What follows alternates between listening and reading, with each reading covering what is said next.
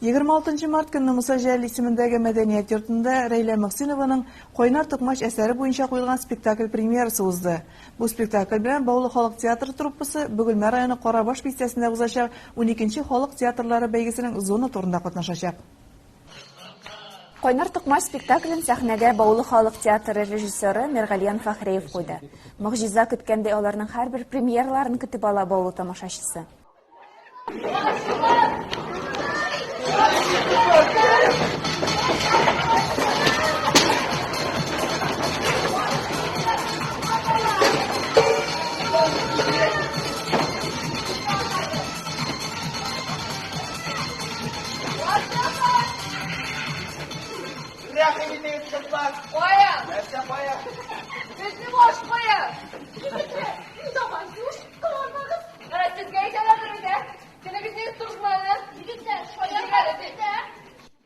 Комедия эшке бөтенлеге, режиссер табышларының оригиналлеге һәм артистларның илһамланып уйнаулары белән үзенә җәлеп итте. Яше карты уеннарына мөкиббән булып карап утырды. Тормыш мәшәкатьләреннән, җәмгыять проблемаларыннан туйган тамашачы рәхәтләнеп ял итте.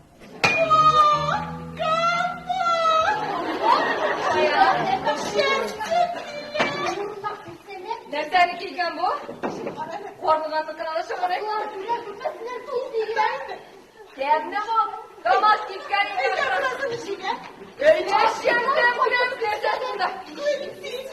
Аллах турында. Дөресәләме дистәсәм, бүлмәгә дә кирдек компот ташап. Шәһәрдә мәлә, зәтшкә түгелсеңдер давай укып.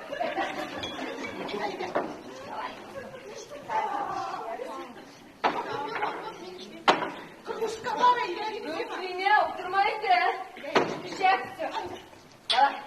Көтүне.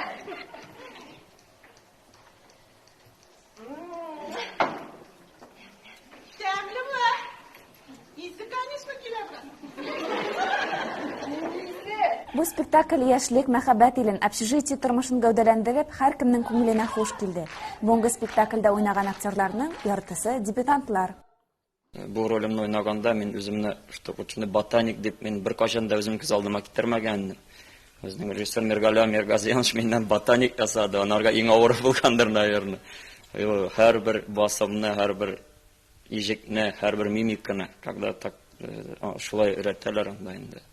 По идее, можно и тегесен дә бусын да уйнарга мин шулай уйлыйм үзем. Былтыр мин беренче мәртәбә Ана хөкеме спектаклендә ике игезәкнең берсе булып Кәмәр ролен уйнадым. Ул миңа бик ошады.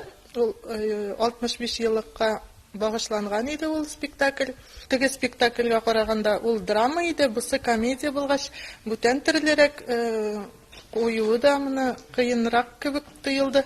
Чөнки комедия ул кешене көлке тудыру онсы кыенрак инде. Спектакль куйганда иң авыр нәрсә булды? Дөресен генә әйткәндә, сүзләр ятлау инде. Штай, күп информация башта. Басында ятларга, анда каждый репетиция яңа сүзләр, яңа фразалар, басы алына, басы куела. Баулы татар халык театрына килүемә 6 ел.